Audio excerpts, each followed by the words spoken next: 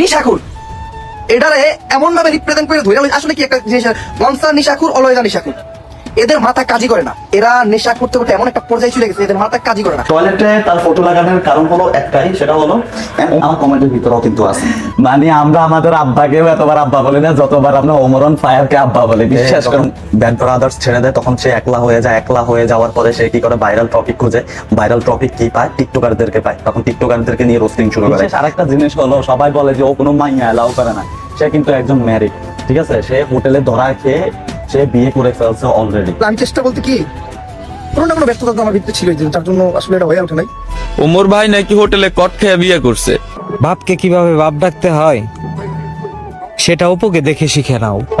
তার আগে আমি একটা জিনিস জানতে চাই যে মানুষ কাকে সাপোর্ট করে অপবাইকে নাকি ওমরন ফায়ারকে। তো যারা অপবাইকে সাপোর্ট করেন মানে অপবাইয়ের পক্ষে আছেন তারা কমেন্ট সেকশনে 1 লেখেন আর যারা ওমরন ফায়ারকে সাপোর্ট করেন তারা কমেন্ট সেকশনে 2 লেখেন। হ্যাঁ ওমরন ফায়ারকে যারা ভালোবাসেন তারা কমেন্ট সেকশনে 2 লেখেন। আজকে কমেন্ট সেকশনে দেখা যাবে যে কার ফ্যান ফলোয়ার বেশি। তো তাড়াতাড়ি কমেন্ট সেকশনে যান আর দেখেন কার ফ্যান ফলোয়ার বেশি আর অবশ্যই কমেন্ট সেকশনে আপনি আপনার মতামতটা জানিয়ে আসবেন। ওকে এখন সেকেন্ড ইয়ারে পড়ো কোন সাবজেক্ট নিয়ে আরে বাবা ভিডিও করি আর টিকটক করি বলে আমার পিছন থেকে টুকায় ছাপড়ি বলস।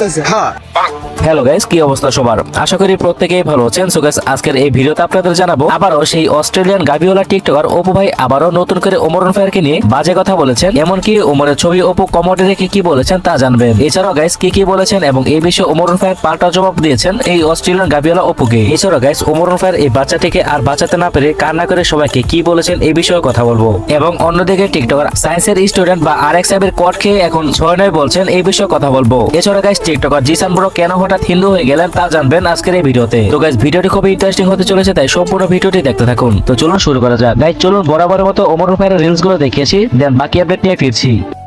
সবসময় নিজের পাগলামিকে প্রশ্রয় দিন ভেবে দেখুন ওটাই আপনি। মানুষ এত কেমনে রং বদলায় বুঝি না। আমি আগেও কালা ছিলাম আর এখনো কালাই আছি। গাইস এবার কথা বলা যাক এই অস্ট্রেলিয়ান গাবিওলা অপুকে নিয়ে। গাইস প্রথমত অপু ওমরকে নিয়ে একটি ভিডিও বানিয়েছিল যাক সেটা নরমাল হয়তোবা সে নেশা করে ভিডিওটা করেছে তো নেশা কেটে করে ভিডিওটা ডিলিট করে দিবে আর কি। তো যাই হোক গাইস আবার সেই ওমরন ফায়ারকে নিয়ে অনেক ধরনের কথা বলেছেন এই অপু আর যে কথাগুলো একদমই ভিত্তিহীন। আচ্ছা তার মধ্যে এই কথাটা শুনুন। আমরা কয়েকদিন পর পরে ভিডিও আপলোড করে বলবো আমাদের আব্বা এই রেকর্ড করছে আমাদের আব্বা ওই রেকর্ড করছে আমাদের আব্বা 30 মিলিয়নের ভিউ কামাই ফেলছে আমার আব্বা 6 ঘন্টায় 100,000 লাইক কামাই ফেলছে আমাদের আব্বা এটা করে ফেলছে। তোর আব্বা ওমরন ফায়ার আমাদের আব্বা ওমরন ফায়ার আমাদের আব্বা ওমরন ফায়ার আমাদের আব্বা ওমরন ফায়ার আমাদের আব্বা এটা হলো আমাদের বিশেষ একটা গুণ। ভাই তুই যতবার ওমরকে রোস্ট করতে গিয়ে আব্বা আব্বা করলি আমার মনে হয় না তোমার নিজের বাবাকে এতবার আব্বা রেখেছো মানে রোস্ট করতে গিয়ে ওমরকে নিচে নামানোর আগে আব্বা ডেকে ফেলেছো। তো এরপর কি বলো চলুন দেখে আসি। তো একটু ছোট করে এই কথাটাও বলছিল আপনারা অনেকে খেয়াল করছেন আবার অনেকে হয়তো খেয়াল করেন না যে হ্যাঁ মনে হয় চুল কাটবে। তো সে যাই হোক আপনাদের হয়তো কিছু মানুষের আব্বাও ডাকে আবার কিছু মানুষের ব্র্যান্ডও বলে। এখন ঘটনাটা হলো তোমাদের আব্বু ওই ভিডিওতে রিপ্লাই করছে যে এরা প্রতি বছরে সেম ভিডিও করে যে নতুন কিছু দেখাবো তোমাদের আব্বু বলছে মনে হয় চুল কাটবে এরা। এই কথাটা কিন্তু ইঙ্গিত দিছে তখনই আমার গায়ে লাগছে যে আমার কাজকে ছোট করছে। আমাকে ছোট করে যদি একটা কথা বলতো আমার যদি ধূপ করে দিত আমি কোনো মাইন্ড করতাম না। ও আমার কাজকে ছোট করছে কালি বলে ওমরন ফায়ার আমাদের আব্বা ওমরন ফায়ার আমাদের আব্বা ওমরন ফায়ার আমাদের আব্বা। যাই হোক আর বেশি কিছু বললাম না ওমরন ফায়ারের ফ্যানদেরকে নিয়ে। ভাই শোন ওমরন ফায়ার ছাড়াও কিন্তু দেশে মোস্ট অফ দা ইউটিউবার আছে যারা কিনা অন্য লেভেলের। তো সেক্ষেত্রে ওমরের যে ফ্যান ফলোয়ার বা তাকে যা তা কিন্তু তার চেহারা দেখে নয় তার অসাধারণ ভিডিও এবং সম্মানের দিকে যৌক্তিক কথাগুলো তিনি সবসময় তুলে ধরেন এতে তার ফ্যান্স হওয়াটাই স্বাভাবিক। আর ওমর তার প্রতিটা ফ্যান ফলোয়ারকে কিন্তু তিনি নিজের ভাই পাবে। আমার অডিয়েন্সের সাপোর্ট খুব ভালো দেখা যে ওমরের পোলা ওমর কি তোকে আব্বা লাগে নাকি আমার প্রত্যেকটা অডিয়েন্সের কাছে কখনো আমি নিজের সেলিব্রিটি দাবি করি নাই।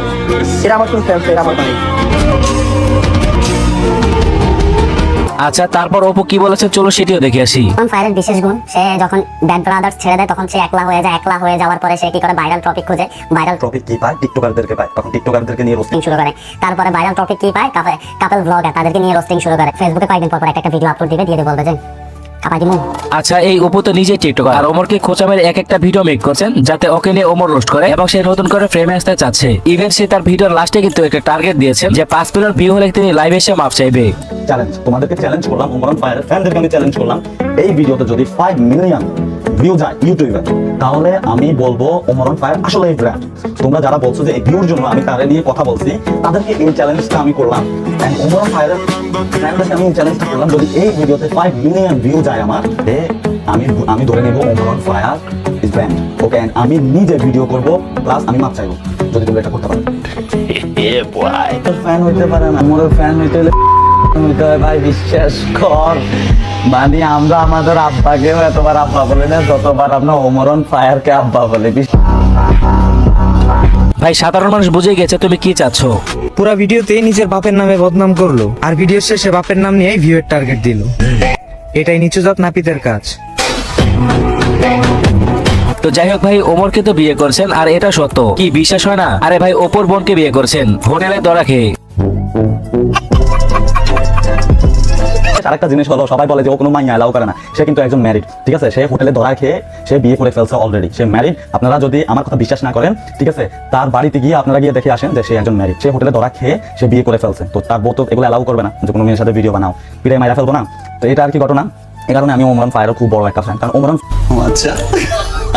তো সেদিনের ভিডিওতে ওমর ভাই যে কথাগুলো বলেছিল তাতে যেহেতু ঠিক হয় নাই, তাহলে নেক্সট ওমর লারা দেবে এই নাবিদকে নিয়ে। তো যাই হোক গাইস, আপনার এই অস্ট্রেলিয়ান গাভিওয়ালাকে কিছু বলার থাকলে অবশ্যই কমেন্ট বক্সে অস্ট্রেলিয়ান গাভিওয়ালা উপর লিখে দিবেন। তো গাইস, কয়েক মাস আগে ওমর ফায়ার এই বাচ্চাটি চিকিৎসার জন্য অনেক চেষ্টা করেছিলেন এবং ওমর ফায়ারের অনেক চেষ্টা এবং আশা নিয়ে সেই বাচ্চাটিকে তিনি বাঁচাতে পারলেন না। আর এই জন্য ওমর ফায়ার এই নিউজটা বলার সময় তিনি তার কান্না ধরে রাখতে পারেনি। তো চলো সেই ভিডিওটা দেখেছি, আর সেই ভিডিওতে তিনি কি বলেছেন তাও জানবো আমরা। নিউজ আমি আসলে আপনাদের জানানোর সাহস করতে পারি নাই। সেটা হলো আজ থেকে 10 থেকে 12 দিন আগে লাস্ট টাইম যদি কেউ দিতে যাইবো, তখন ডাক্তার বলে যে ওর ভাইরাস অলরেডি ব্রেনে ছড়াই গেছে, যেমন বাট আমি ওর দেখতে যাওয়ার আগে মন আল্লাহ তাআলা ওর এই দুনিয়া খেয়ে নিয়ে যায়।